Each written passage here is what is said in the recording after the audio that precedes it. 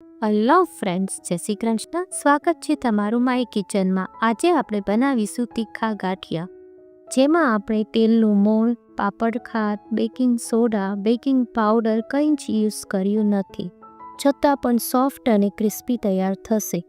તો 1 કિલો બેસનના માપ સાથે બનાવીએ તીખા ગાંઠિયા.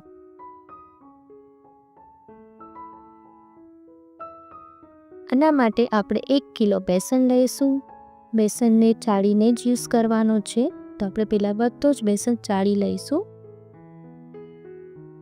જો તમને આજની રેસીપી ગમે તો લાઈક કરજો, શેર કરજો અને આજ સુધી મારી ચેનલને સબસ્ક્રાઈબ ના કરી હોય તો સબસ્ક્રાઈબ કરી દેજો. ત્યારબાદ તેમાં બધા મસાલા એડ કરીશું. 2 ચમચી મીઠું, 2 ચમચી લાલ મરચું પાવડર,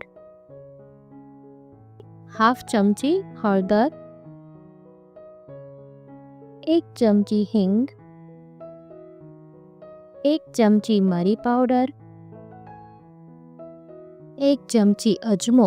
અજમાને હાથમાં આપણે આ રીતે ક્રશ કરીને લઈશું. ત્યારબાદ 1 ચમચી કસૂરી મેથી. મેથીને પણ આ રીતે ક્રશ કરીને લેવાની છે. જો તમને મેથીનો ટેસ્ટ ના ભાવે તો તમે સ્કીપ કરી શકો છો. ત્યારબાદ બધા મસાલાને બરાબર મિક્સ કરી દઈશું.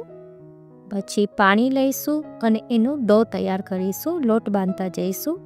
લોટ તમારે આ રીતે બાંધવાનો છે, વચ્ચે થોડો ખાડો કરી અને પાણી નાખતા જવાનું અને ચમચાથી મિક્સ કરતું જવાનું. જો આવો લોટ આપણે બાંધવાનો છે ને ઢીલો ને કાઠળ મીડિયમ ડો તૈયાર કરીશું. પછી હાથને થોડા ગ્રીસ કરી તેલથી, હાથમાં ચોટે ને એટલે હાથને થોડા ગ્રીસ કરવા પડશે. ગ્રીસ કરી ને બધો ડો આપણે સાઈડ પર કરી લઈશું. આટલો લોટ બાંધવામાં મારે 1.5 ગ્લાસ પાણી જોયું છે. જો બધો લોટ આપણે સાઈડ પર કરી દઈશું પહેલાં. પછી તેમાંથી થોડો લોટ લઈશું.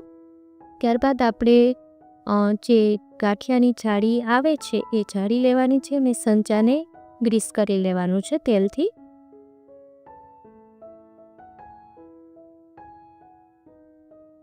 હવે એને આપણે થોડું સાઈડ પર રાખી દઈએ. હવે થોડો ડો લઈ એમાંથી લોટ થોડો લઈ અને તમારે પાણી લેવાનું છે અને ચમચી એથી તમારે પાણી નાખતા જવાનું છે અને એનો એકદમ સ્મૂથ ડો તૈયાર કરવાનો છે. તમારે આમાં 1 ચમચી જ પાણી નાખતું જવાનું અને ડો તૈયાર કરતું જવાનું છે.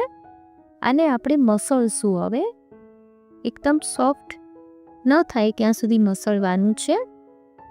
જો આવી રીતે ચમચીથી પાણી રેડતા જવાનું ને લોટ મસળતા જવાનું. એકદમ સ્મૂથ તૈયાર કરી લઈશું. જો આખો લોટનો કલર ચેન્જ થઈ ગયો. જો આ રીતે મસળાઈ જાય, એકદમ ફ્રોધી થઈ જાય, પછી આપણે તવીથાને થોડું ગ્રીસ કરી અને હું તમને પહેલાં લોટ દેખાડી દઉં.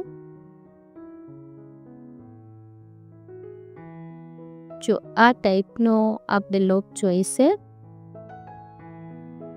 તમને થોડું નજીકથી દેખાડી દઉં. હા, જો આ ટાઈપનો આપણે થોડો વ્હાઈટ થઈ જશે, કલર ચેન્જ થઈ જશે આખો લોટનો, ત્યાં સુધી આપણે મસળવાનું છે.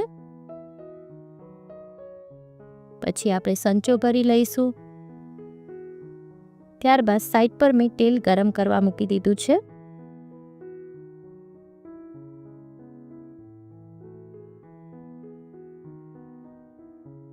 ચોક્કસ આ ગાંઠિયાની ટ્રાય કરજો અને મને કમેન્ટમાં કહેજો કે કેવી તમને આ રેસીપી લાગી આજની.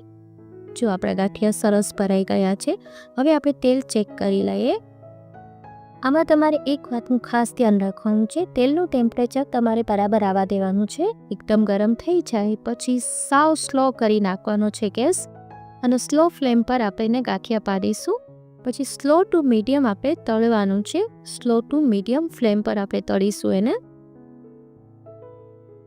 તળવામાં બિલકુલ ઉતાવળ ના કરતા, જરા પણ ફાસ્ટ ગેસે તો બિલકુલ ના તળતા, નહીં તો કાચા રહી જશે ગાંઠિયા અંદરથી.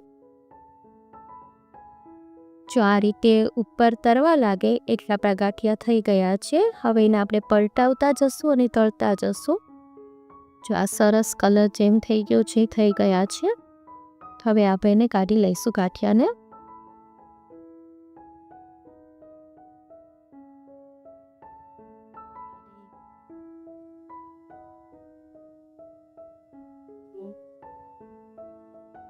આ રીતે આપણે બધા જ ગાંઠિયા તળી લેવાના છે.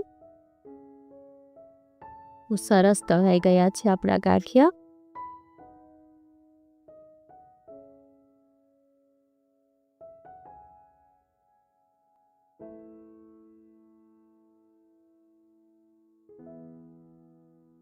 હવે તમને ગાંઠિયાને કટ કરીને પણ દેખાડી દઉં કે કેટલા સોફ્ટ થયા છે.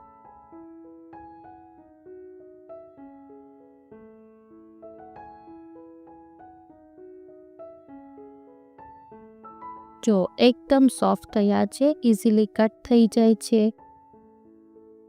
એકદમ સોફ્ટ અને ક્રિસ્પી તૈયાર થાય છે. થઈ ગયા છે આપણા ગાંઠિયા તૈયાર. ફરી મળીશું એક નવી જ રેસીપી સાથે. Till then bye bye.